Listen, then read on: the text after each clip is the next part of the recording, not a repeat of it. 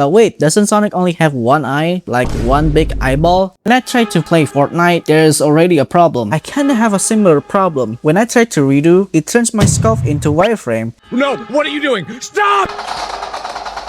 Now he runs the bazooka. Why am I only finding this tablet now? Is the XPPen Magic Drawing Pad actually powerful enough to run Blender? Or is it just another disappointing Android tablet? Welcome back to Rang Management channel, and in today's video, I'm gonna do an honest review of XPPen Magic Drawing Pad and see if it's actually good and worth your money. XPPen sent me a bunch of packages. Here's 1, 2, and 3. Let's unbox this. First, we have Magic Drawing Pad and its case. The XPPen Magic Drawing Pad actually hooks you up with a 3-month free subscription bonus for 3 apps: XPPen X, XPPen, and Medibang. But I didn't stop there. I also slapped on Paperclip, HeyPaint, and more. I even got Blender running on this thing, but we'll get into that later. Let's see what's inside. This is the Magic Drawing Pad. Let me check this out. This is the stylus. You can see here there's 2 customizable buttons. If you open this, there's 4 slots for extra pen nib. Next is the drawing glove, extra pen nibs, the pen nib remover, quick guide, warranty policy card, and Braille quick guide. Alright, I'm gonna do a test draw on XPPen X to see how it feels to draw on this Magic Drawing Pad. I started drawing and with 8GB of RAM. So far, it just feels smooth. No lag, no stutter or delays, just drawing. The stylus has 16,000 pressure levels and it actually feels responsive. Also, it doesn't need a battery. The 12-inch screens give you space and the surface makes it feel controlled. It doesn't feel like paper, but the screen makes it sound like I'm drawing on paper. Or is it the stylus? I don't know. And there's a problem. It has no palm rejection. So like it or not, I have to wear the drawing glove. Not a big fan of drawing gloves though. You can also do gestures like tapping with 2 fingers to undo, but for some reason, when I tried tapping with 3 fingers to redo, it wouldn't work. I checked the settings and it's on. Not sure why it didn't work. Huh? Alright, here's the result of the test draw. I'd say it's pretty solid. Not gonna lie, drawing on the drawing glove made the whole experience much better and stopped all those annoying random touches. I think I kinda like it now. And look, if drawing is this smooth, then animating should be no problem at all. Ah, here it is. Let's check it out. If you look at the side, it's so thin. Look how thin it is.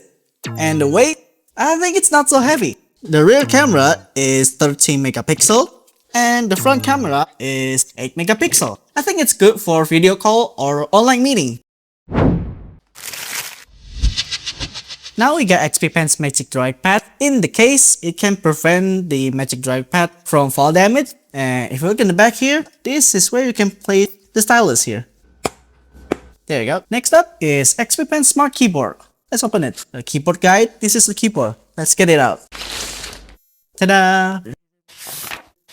Okay, what's next? Anything else that this Magic Drawing Pad can do besides drawing? You can turn this into a laptop. To turn it into a laptop, just connect the keyboard onto the Magic Drawing Pad and boom! It's no longer a drawing pad, it's a laptop now. If you see this indicator light up on the keyboard, that means it's connected and ready to be used. But you look at that, it's so thin. And it's also battery free, which means it never heats up and you can use it all day long. The trackpad works too and it doesn't delay or lag. But if you're not used to using a trackpad or you just don't like it, you can use a Bluetooth mouse or a wireless mouse with a USB dongle. Wanna listen to some tunes with headphones on? You can. But does it support wired headphones?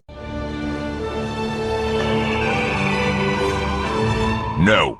I tried looking around the drawing pad, but there's no way to connect a wired headphones, so you can only use Bluetooth headphones if you want to listen to music. Last but not least, XPPen's tablet sleeve bag.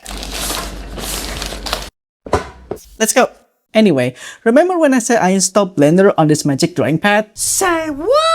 Before you ask, yes, Blender for mobile actually exists, and we're gonna take a look at that.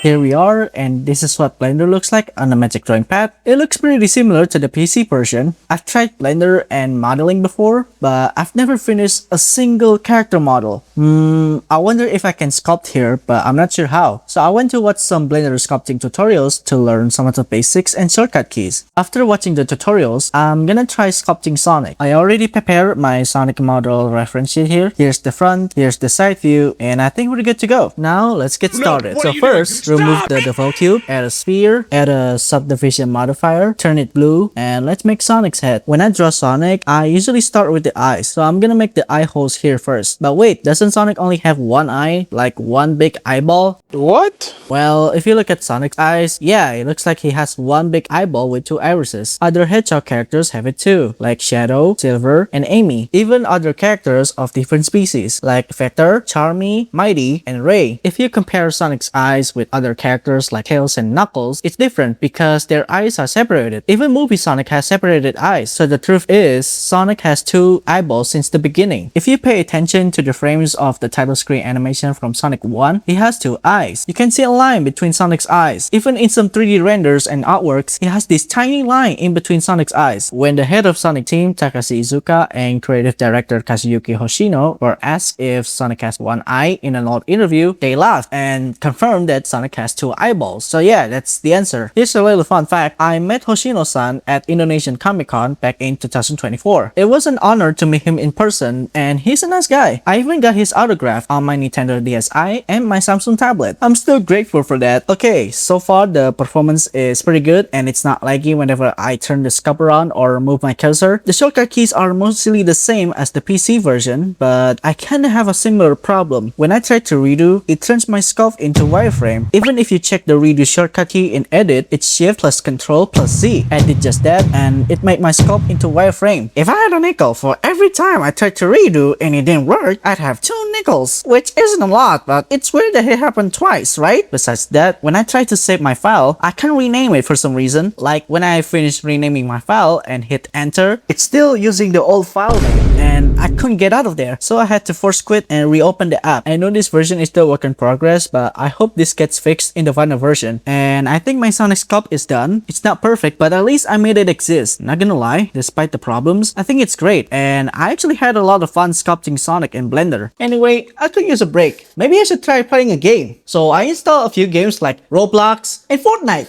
I'm gonna try Roblox first. Let's see, what game should I play? Let's try Rivals first. Alright, let's start. Whoa, it's running pretty smooth. Grenade! Oh, wait. He runs a bazooka, what the hell? Nah.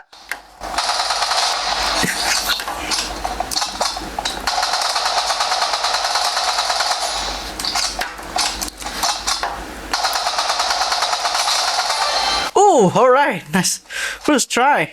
Good job, Mega Man X. Alrighty, next game is Fortnite. When I try to play Fortnite, there's already a problem. It seems like Fortnite doesn't support the Magic Keyboard and mouse because it doesn't work. So, is there another way to play Fortnite? Luckily, the Magic Drawing Pad supports gaming controllers too. And it actually works on Fortnite. Now that the problem is solved, let's start playing. So far, it's not so bad. After playing the game, I think I don't have any other problems with it. So, it's cool and fun to play. Hey, that's pretty good. Alright, what else can it do? Floating window? Sure. Split screens? No problem. You can also shoot, edit, do office work, write, and screen record if you want to make animation process or gaming videos. I must say, you literally can use this as a drawing tablet and a laptop anywhere and anytime you want. In my opinion, this Magic Drawing Pad is a solid pick. This isn't only for artists, but it's for everybody. 3D artists, video editors, gamers, everyone. For real though, this is the coolest Android tablet I've ever had. And you know what?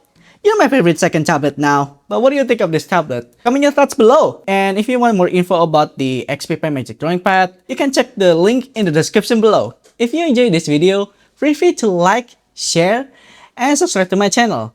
Thanks for watching, keep creating, and have fun!